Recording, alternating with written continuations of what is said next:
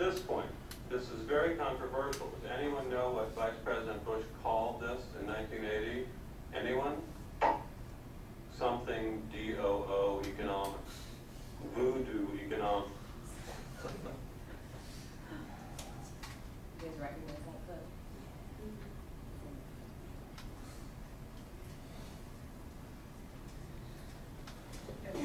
How would you characterize his rapport with his students? Poor. There is none, non-existent. Okay. So what's he doing wrong, or what could he do instead? He's teaching about economics, so I think that that's probably the problem. That's the problem. The subject matter. Okay. Any economists care to differ? Anyone here in economics? You're probably lucky then. Yeah. Well, he's giving the appearance of wanting them to interact without actually giving them an opportunity to. He doesn't seem to actually genuinely want to interact with his students, right? He answers all of the questions without allowing them time to actually answer them, which implies also that he doesn't think that they know the answers. So maybe he's not expecting them yet. He's not smiling, and he doesn't look like he really wants to be there either. Again, just this very simple step of smiling, yeah, would be helpful. We didn't mention this, but you know, one technique for building rapport is to be enthusiastic about what you're teaching. Okay, even if it is boring material to you. Okay, even if you are bored by economics. Okay, feign enthusiasm. Find new ways to present material that seems gross to you or seems straightforward to you. Anything else? Instead of saying anyone, what could he say? Yeah, you could learn their name. Good. Okay. Moving on. Hopefully, you know, none of you will ever have any problems with your students. And later on today, when Mike presents to you about your rights and responsibilities, we're going to learn a little bit more about official procedures for dealing with some difficulties in the classroom. But I want to talk about what problems could affect your relationships with students, because what you want to do is always preserve your relationships with students, because you want them to finish out the quarter, you want them to succeed. So what could get in the way? And how might we deal with that? What could get in the way? Well, if someone's doing poorly and they have a problem with it, or there's some sort of miscommunication about grading or something like that. Okay, so yeah, poor academic performance. What do you do about that?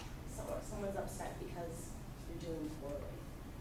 How can you not let that interfere with your relationship? How can you make that a positive situation? Really important to lay down the standards for grading and what you expect out of the course at the beginning, and make sure everybody understands that. Be clear and consistent about evaluation policies. Yes, definitely. Yeah. Engage with them and kind of show them where they went wrong, and then try and help them understand why it happened. Yes, that's your job, right? Not just to tell them that they did poorly, but to show them what they can do to improve, right? So where's a great place to do that?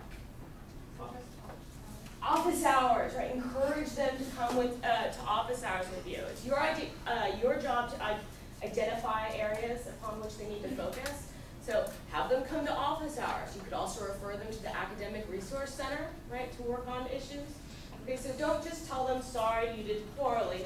Tell them what they need to do better. Work with them. That's your job. Yeah. Other stuff that might come up. Other problems. No one wants to. Wanting to switch class, or like if the professor says they can't do something, I'm going to come and do it. What do you mean? I've seen like people want to switch discussion sections because of the time issue, okay. But they don't want to switch on growl. They just want to, I don't know, come from a different TA to your section. Well, that's easy because that is No. not your job. It's not even no. You don't even have to say no. It's just simply not your job, right? It's someone else in your department's job, depending on the department.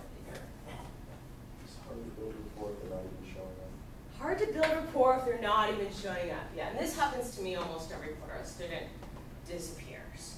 Okay, so sometimes they'll attend class for the first few weeks and then they stop attending. What do you do in that situation? What's that? Nothing. Nothing? Yeah, nothing. Nothing.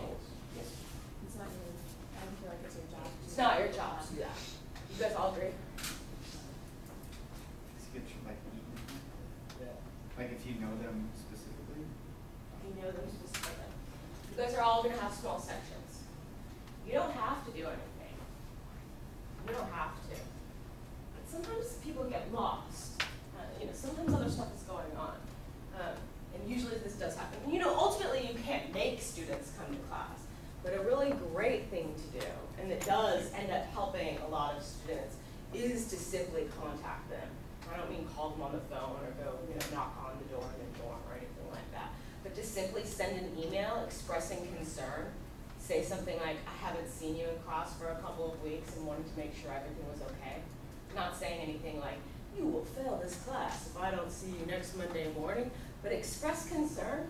Okay, you don't have to. You're not going to lose your TA-ship if you don't do that. But if we're talking about building relationships and helping students succeed, it's certainly something that you could do. I send that email at least once a quarter. Sometimes it helps, sometimes it doesn't.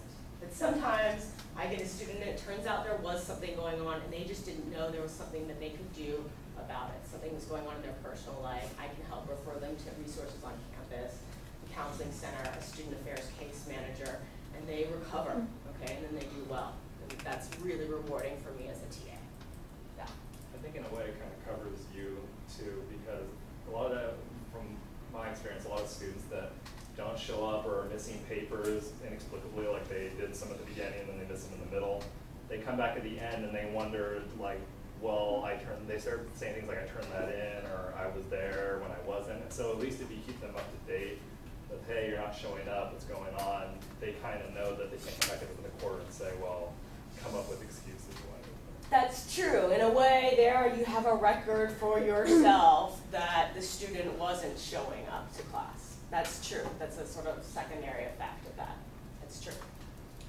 Yeah. So something to consider. You don't have to. Something to consider, though. Other stuff that might come up. I can tell you a few. This is also something you almost certainly will encounter. Again, you'll learn more about exactly what to do in rights and responsibilities. But academic dishonesty, okay, so cheating, plagiarism, it likely will happen. I'll tell you very briefly, if it does happen, you are obligated as an employee of the university to report it. That is your job as a representative of the university. You are obligated to report it, and you report it to the Office of Student Conduct and Judicial Affairs. Okay? Regardless of whether or not the student admits guilt or not, you simply submit the evidence. You tell the student that you're going to submit the evidence.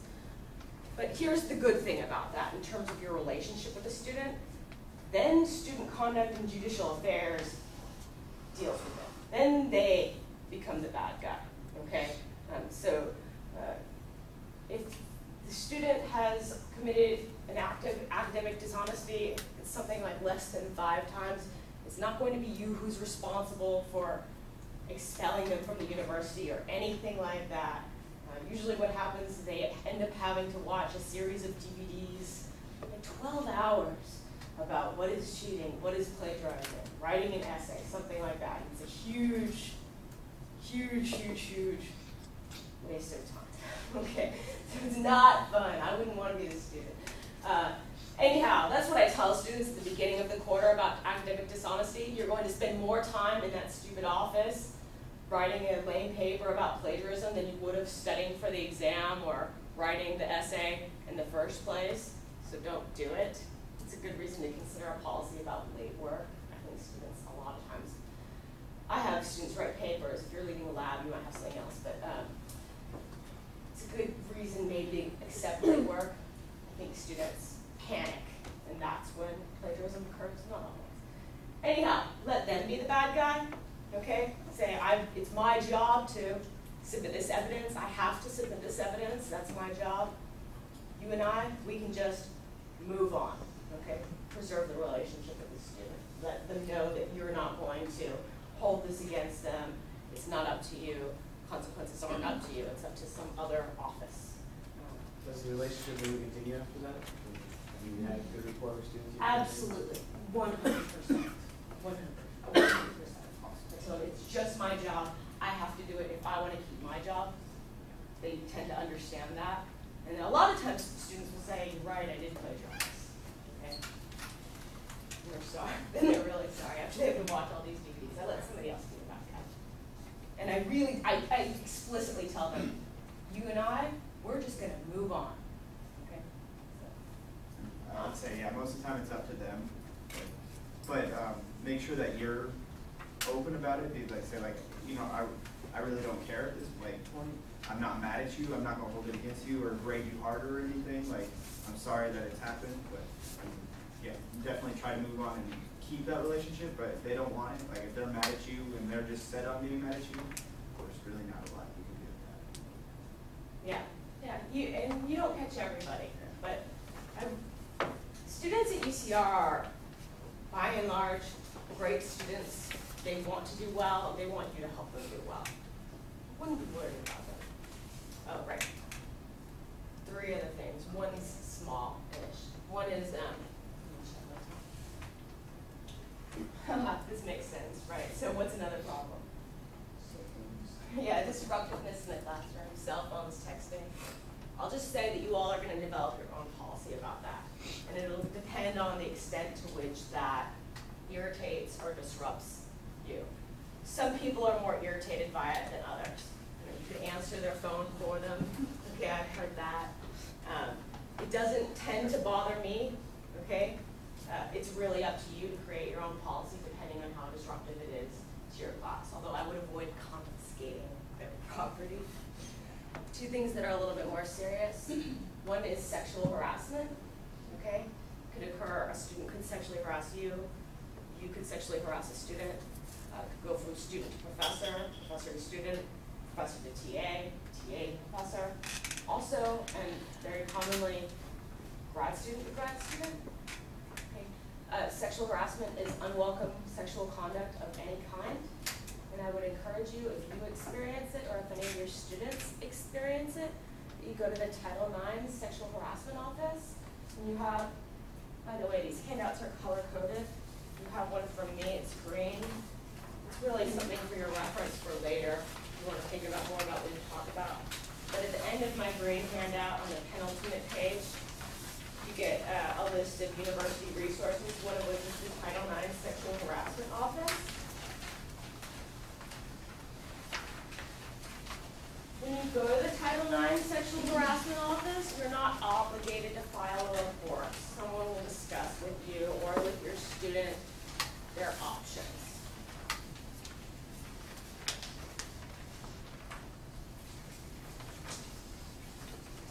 There are a variety of other resources. Another thing that could happen in the class that's also a little bit more serious, discrimination, bias, offensive comments, things like that. Again, I will say first off that students at UCR at this diverse campus, first of all, they came to the wrong campus. They really came to the wrong place. They are hateful students, and I've never had this problem at UCR. Okay? But, and we're about to talk about this, it is your job to facilitate a safe, fair, and tolerant environment for everyone in the classroom. Okay? So if something happens in class, if a student says something that's offensive, you are obligated to address that. Okay? You can't simply just let it slide. Why? Because what you risk is students feeling unsafe in your classroom. You risk a student not coming to class anymore because he or she feels literally unsafe. I will say a lot of times students, they're new to university and they're trying out ideas, or they say things without the intent of being hateful. You don't realize that what they're saying is offensive. So maybe the most common way this has happened in my classroom is that they'll use the term gay as a derogatory term, right? So if they don't like something, they think it's lame, they don't want to do it, they'll say, oh, that's gay, right, as if it were a bad thing, right? What that risks doing, I mean, it's offensive to me, and it risks excluding and offending. You don't even have to be homosexual to be offended by that term. Anyhow, it risks making students feel unwelcome in the classroom. So it's up to you to address comments like those. I think you can do it without singling out an individual.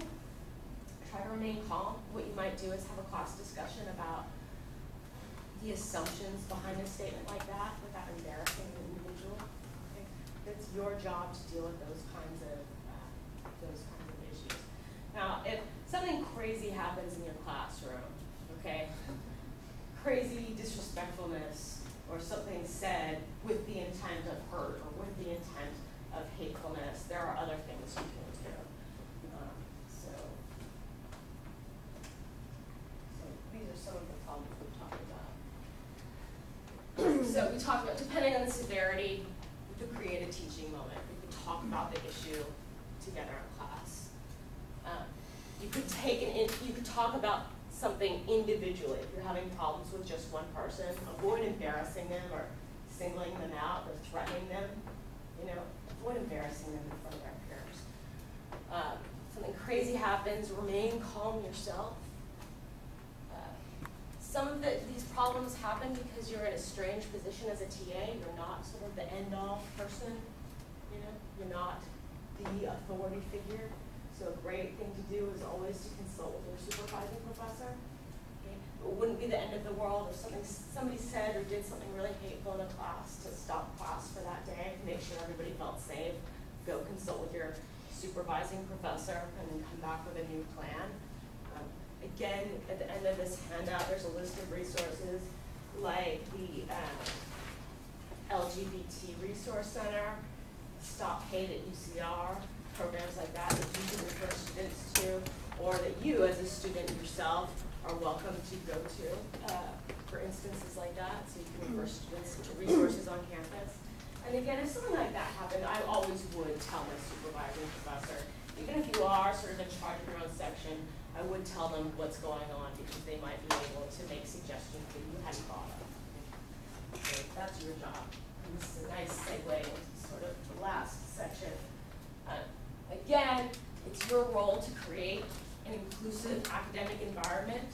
You're going to be sensitive to a diverse student population, which again is the best part of UCR. Okay, and so this is the policy from the university that you would expect. It's an environment that's safe, fair, and tolerant for all members, including you as the instructor, regardless of age, ethnicity, gender, physical abilities and qualities, so on and so forth, race, sexual orientation, educational background, geographic location, income, marital status, military experience, parental status, religious beliefs, work experience, and other dimensions of identity. So that sort of, in a way, goes without saying, right? That's what we expect. The harder question, and I showed you guys all of the criteria on the evaluation form that had to do with whether or not you were able to respect the needs of a diverse population. The harder question is, of course, how do you do that? How do you facilitate that in your class? So I'll let you guys talk for a few minutes. Can you talk? Maybe we'll come up with some suggestions together. Can you turn to your colleagues again? How do you actually do that in your class? How do you make sure your classroom environment is safe, fair, and tolerant for everyone in the classroom? It's a harder question than how do you build rapport. It's tougher. So, but it's brilliant. So I'm pretty happy.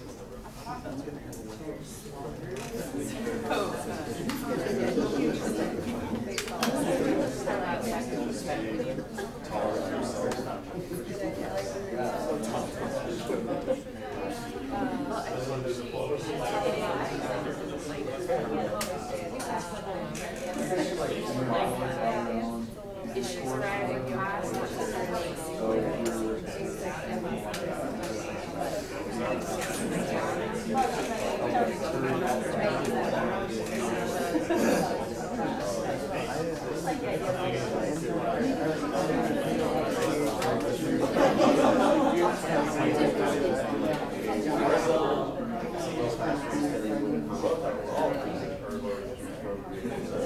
Make sure you watch your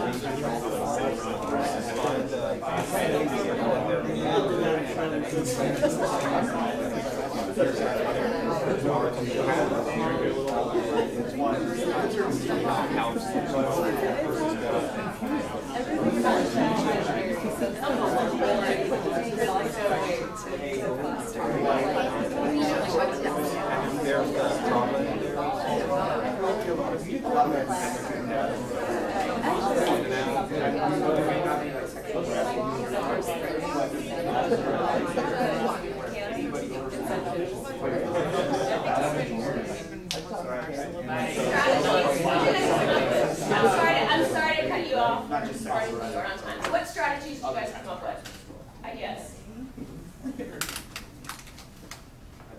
Initially set the standard. Just tell them right up front what's not acceptable. Okay, that's number one. Tell them that you won't tolerate that kind of behavior. You won't tolerate harassment, discrimination, or bias, and that it's important to you, right? Don't just sort of read it off, but tell them that that's important to you. Yeah. I have it in my syllabus. Have it in your syllabus and talk about it. Talk about what that might mean. Yeah.